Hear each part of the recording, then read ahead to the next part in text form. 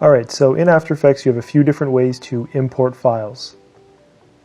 The first one being we can go up to File, Import, and import a file or multiple files. If we're in the Project Panel window, we can right-click, go to Import, and we'll get the same options. Another way is by simply double-clicking inside the Project Panel window. A window will pop up, and you can navigate to the files that you want to import. Right now I have a series of images that I've collected into a folder called Public Domain Stock Images. We can click on this one, for example. If we just want one file, we'd hit Open. For this case, I will import a few different files, so I'll hold Command and click on the ones I want to bring in.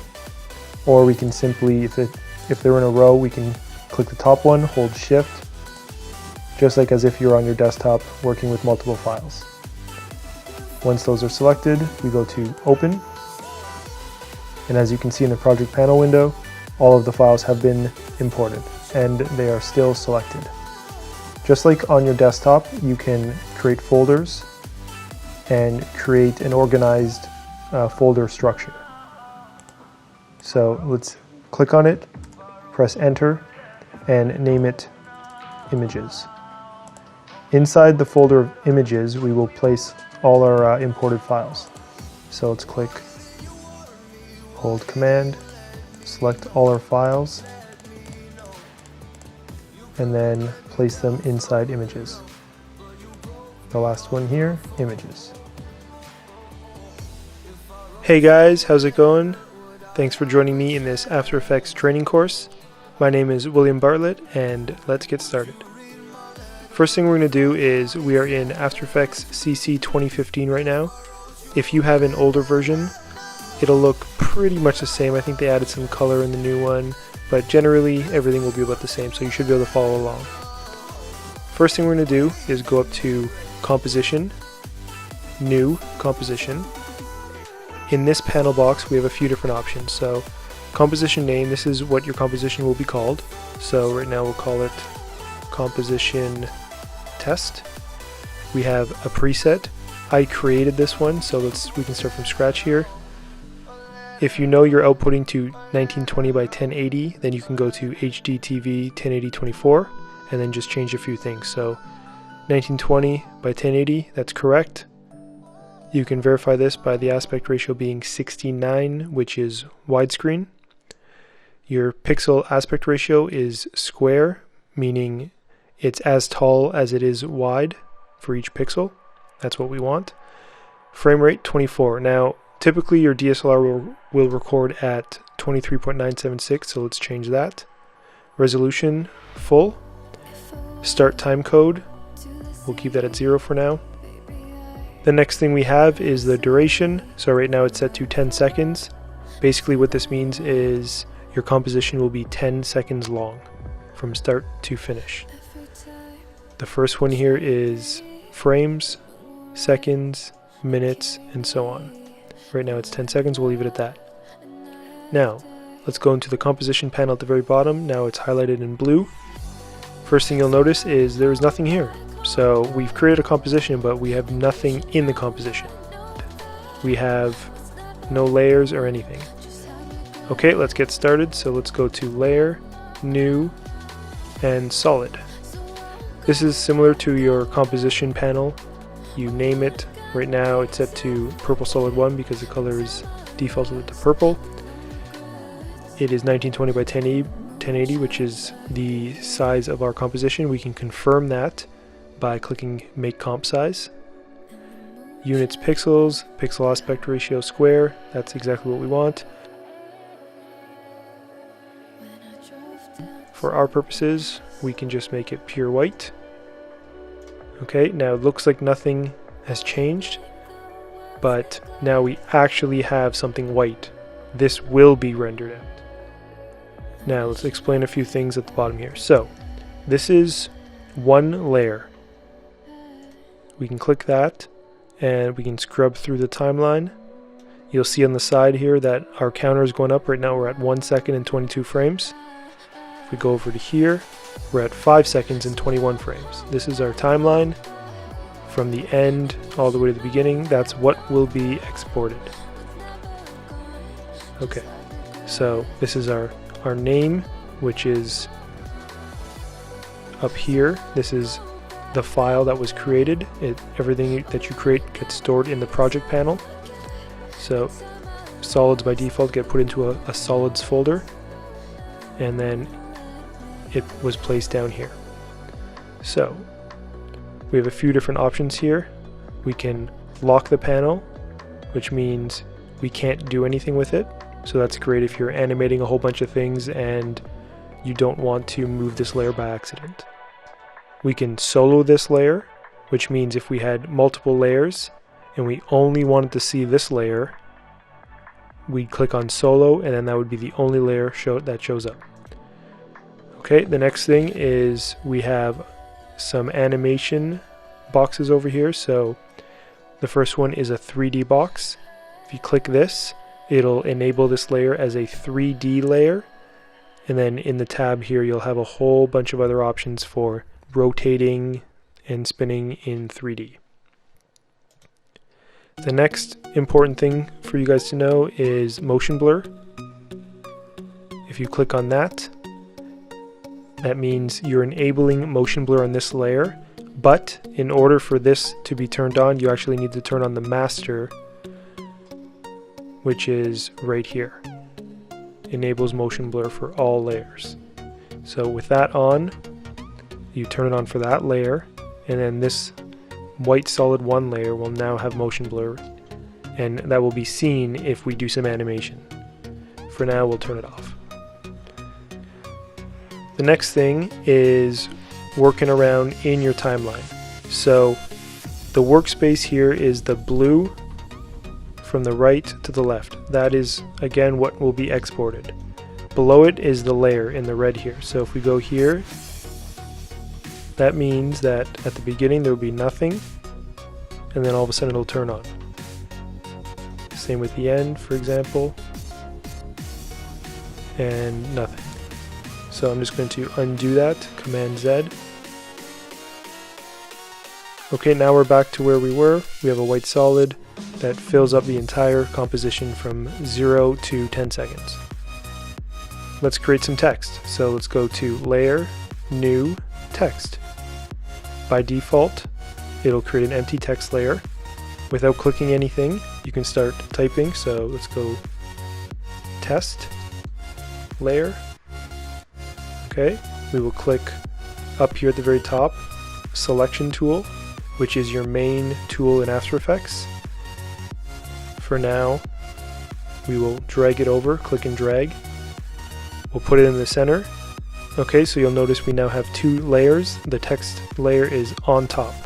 If we were to put it below, it would hide because the white solid is covering it. So just like Photoshop and other similar programs, After Effects works with layers that are stacked above each other. So the top layer is the one that's on top.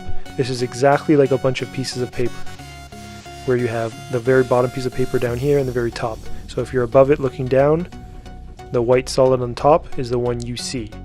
So if we want the text layer to be on top and that's the one we want to see, we do that. And because it's only this big, we see the white layer behind it. For example, if we went to the white solid here and turned off the eyeball, we would see nothing but our text layer. So let's turn that back on. So in our text layer, if we go to character on the side here, and by the way, if you don't have any specific panels, you can find that by going up to Window and then turning on whichever ones you need. So for example, if you don't have the text panel, which is called the character, you can click Window, go to Character, and turn it on. So if you'll notice, this layer is now selected. That means that it is editable. So we can click over here in the character panel where we change fonts, and we can press the up or down arrow to cycle through different fonts. Now this is a great tip for you to be able to quickly test out which fonts you'd like to have in your After Effects project. So let's go to just something basic for now. Let's go to Arial. Okay, and then we can go to, let's say, bold. This is very similar to other programs. You have, you know, italicize, different size, font, and a whole bunch of other stuff. You can add strokes to the outside. You can raise the text. You can lengthen the text. A whole bunch of stuff. So let's Command Z. Let's click and drag and bring this to the center roughly. Okay. So let's say we needed to have this placed right in the center. A good way to do this is by clicking this part here and going to proportional grid, and then you'll be able to use the squares that surround the layer itself and center it by using this line and line it up with the red squares, and using this line and line it up with the red squares. So that is centered. So we can turn that off. Okay, with the layer selected, we can go over here to the character panel, click on the color, and make it a color such as that. Now you'll notice that there's a black outline. That is because there was a 2-pixel stroke over the fill. Fill means it is filled with a color. So we can either exaggerate that by going to 6 or 10, but for now we'll just keep it at 0. Over here in the test layer panel of the text layer, we can click on the arrow and you'll get a few different options: text and transform. So inside transform you have the anchor point, which is the pivot point of the layer, and that is defined by this little piece here. Basically what that means is if you click on anchor point, it'll move around based on where this is. For example, rotation, it'll rotate around that anchor point. So I press Command Z there to get back to where we started. So for now, we'd like to center the anchor point to the middle so that the text rotates on its center, not on the side. So right now we have the anchor point locked to the bottom left corner of this text layer. And if we need this text layer to rotate, for example, click and drag here, we can see that it's rotating around that pivot point. All of the control happens around the anchor point, or the pivot point. So Command Z to undo. So what we can do is go up here, click this tool, click and drag and place it roughly in the center. So now when we go to the rotation, it'll rotate around itself.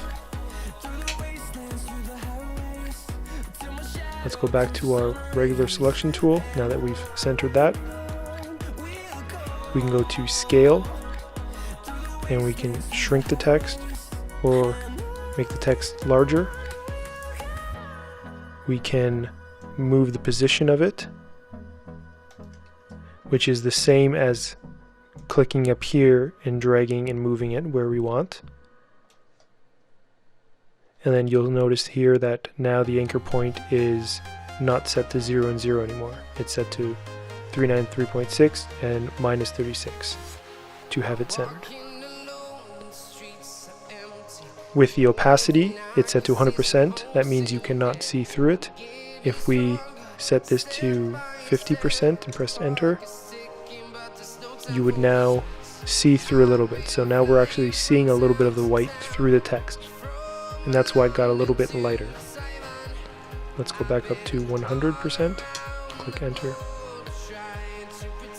Okay guys, so that's your basic idea of what you can do inside the transform of a text layer. In our next lesson, we will explore keyframing and actually animating the text layer.